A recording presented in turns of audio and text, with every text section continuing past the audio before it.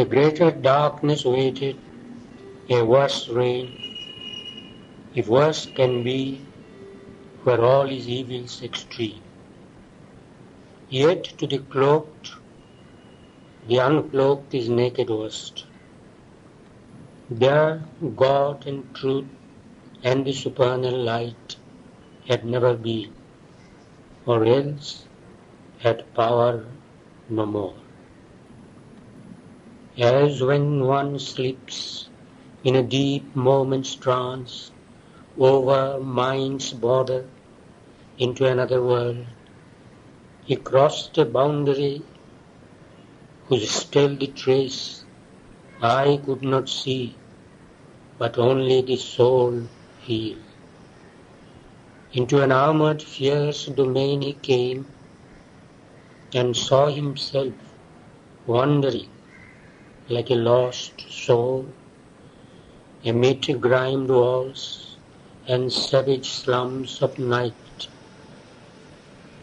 Around him crowded grey and squalid huts, neighbouring proud palaces of perverted power, inhuman quarters, and demoniac worlds.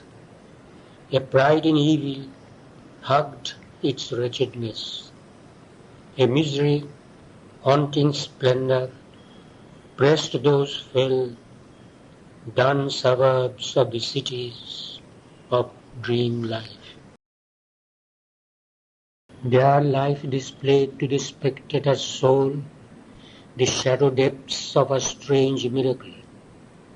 A strong and fallen goddess without hope, obscured, deformed by some dire gorgon spell, as might a harlot empress in a bouge, nude, unashamed, exulting, she upraised her evil face of perilous beauty and charm, and, drawing panic to a shuddering kiss twixt the magnificence of her fatal breasts, allured to their abyss the spirit's fall.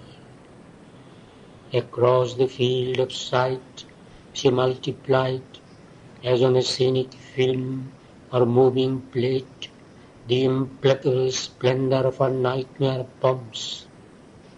On the dark background of a soulless world, she staged, between a lurid light and shade, her dramas of the sorrow of the depths, written on the agonized nerves of living things. Epics of horror and grim majesty, rise statues spat and stiffened in life's mud, a glut of hideous forms and hideous deeds, paralyzed pity in the hardened breast. In booths of sin and night repairs of vice, styled infamies of the body's concupiscence, and sordid imaginations etched in flesh, turned lust into a decorative art. Abusing nature's gift, her pervert skill immortalized the sown grain of living death. In a mud goblet poured the batic wine, to a satyr gave the thyrses of a god. Impure, sadistic, with grimacing mouths, grey foul inventions, gruesome and macabre, came television from the gulfs of night. Her craft ingenious in monstrosity, impatient of all natural shape and poise, a gape of nude exaggerated lines gave caricature a stark reality, and art parades of weird distorted forms and gargoyle masks obscene and terrible trampled to tormented postures the torn sense. An inexorable evil's worshipper, she made vileness great and sublimated filth, a dragon power of reptile energies and strange epiphanies of groveling force and serpent grandeurs couching in the mire, drew adoration to a gleam of slant. All nature pulled out of her frame and base was twisted into an unnatural pose. Repulsion stimulated inner desire. Agony was made a red spice food for bliss. Hatred was trusted with the work of lust, and torture took the form of an embrace. A ritual anguish consecrated death. Worship was offered to the undivine. A new ecstasis of infernal art that trained the mind to love what the soul hates, imposed allegiance on the quivering nerves, and forced the unwilling body to vibrate. Too sweet and too harmonious to excite in this regime that soiled the being's core, beauty was bent, the heart's feeling dulled to sleep, and cherished in their place sensations' thrills. The world was probed for jets of sense appeal. Here cold material intellect was the judge, and needed sensual prick and jog and lash, that its hard dryness and dead nerves might feel some passion and power, an acrid point of life.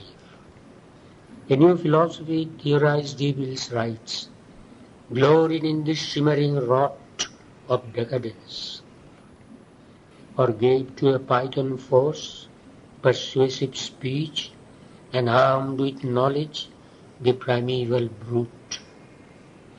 Over life and matter only brooding bowed, mind changed to the image of a rampant beast. It scrambled into the pit to dig for truth, and lighted its surge with the subconscious fears.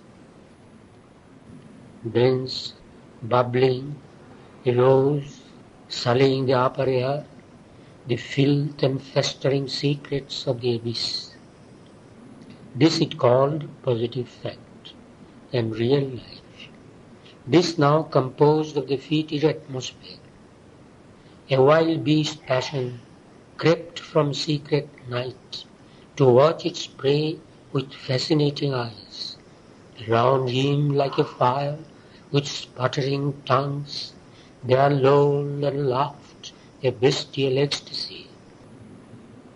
The air was packed with longings, brute and fierce, crowding and stinging in a monstrous swarm, pressed with a noxious hum into his mind, thoughts that could poison nature's heavenliest breath, forcing reluctant leads, assailed the sight, acts that revealed the mystery of hell. All that was there was on this pattern made.